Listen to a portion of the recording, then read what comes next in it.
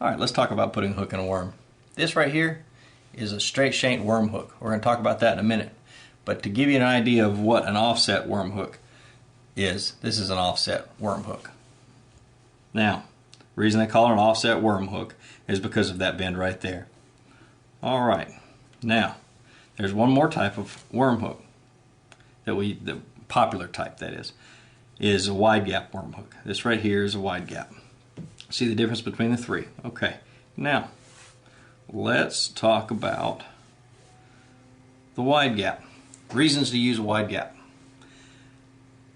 The biggest thing I like to use it for is your thick plastics, your flukes, and your big fat worms, tubes, all kinds of other stuff that's wide, and it requires a lot of plastic to be pushed down up against the shank when the fish bites to get good contact with the tip of the hook.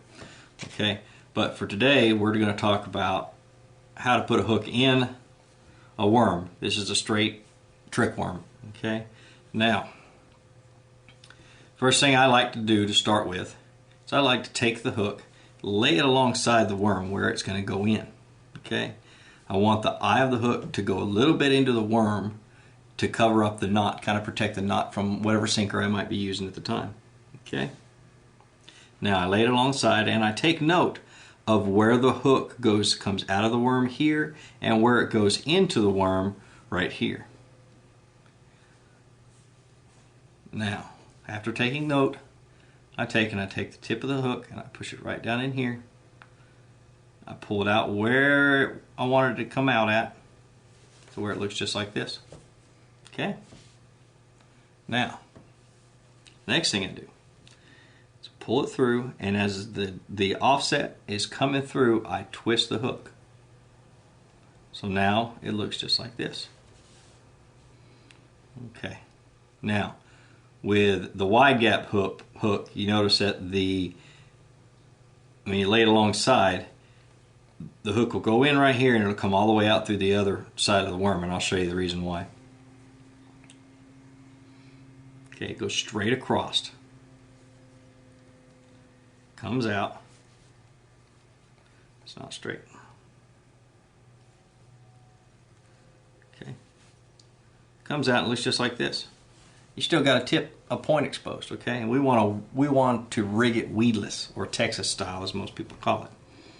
Okay, in order to rig it weedless, we do what's called a Texpose. We push the worm, pull the worm up, and push the tip of the hook just barely under the skin of the worm. Let's make sure you guys can see this. Okay, you see that?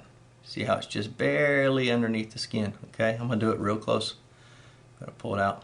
Okay, now you just pull the worm back towards the eye and push it into the skin just like that. Notice how nice and straight the worm is. Most of the times that's the way you want to rig the worm, is in the good and straight.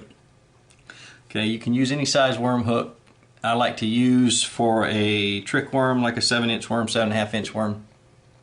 Most people use like a 3/0, 4/0. Me personally, I like to use them small. I'll use a 1/0, 2/0, but I like more action on my worms. Okay, depending on the action is how long, because when you put a longer hook in there, and you don't get any action out of this part of the worm. But anyway, that's for another topic. Okay, now let's talk about the regular offset hook. Notice the difference between these two hooks. Notice the direction the point goes and how it's lined up with the eye of the hook on the wide gap. And look at the offset. Point of the hook comes up and it's nowhere near in alignment with the eye of the hook. Okay, that's going to totally change how that hook goes into the worm. Notice when I lay it alongside, the hook, if I was to put the tip of the hook directly straight down into the worm, look at where the tip of the hook would end up when it was done rigging. Way out here, it'd catch everything. You wouldn't be able to rig it weedless. If you did it that way, your worm would, and try to rig it weedless, your worm would be all bent up just like this. So, we lay it alongside, get an idea of the angle that the point of the hook is supposed to go into, where it's supposed to come out of. And that's the angle you want to rig your hook. Okay, come in at an angle just like this. You notice that, okay? Let me lay down the sheet. That's how it's going in, okay? Same thing, pull it through, twist it, pull the eye of the hook through. Now, line it up again. Now notice, this time you're not going to run the hook straight through the worm. You want it to come in and up at an angle. So you've got to follow that line with the tip of the hook, okay? Going to go in right here, and at the same time you're going to turn your hook up. Okay? Just like that. Notice the worm is still straight. And the tip of your hook is just barely under the surface. Okay? We're not going to expose this.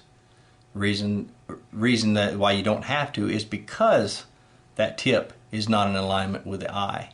Okay? And when the bass bites, there's plenty of space between here and here, and plenty of gap for that worm to drop down and that hook to come through. That's why you're not going to expose a regular offset hook. All right. Now, this is my favorite hook for grass. Reason I like it is because you don't have the offset to get hung in the grass. So what I'm going to do with this one, same thing. Lay it alongside the worm. See how it's going to go in. See the angle. Kind of different. Same thing. With the straight shank, you put it in at an angle. Bring it out at an angle. Turn it. Measure it on the side. It's going to go in just a little bit, and then turn up and out towards the outside. There, you got a straight worm, hook in there just like that, and nothing to snag the grass. The grass is going to come right through and over top of the edge of the hook. Pretty cool. And that is how you hook a worm.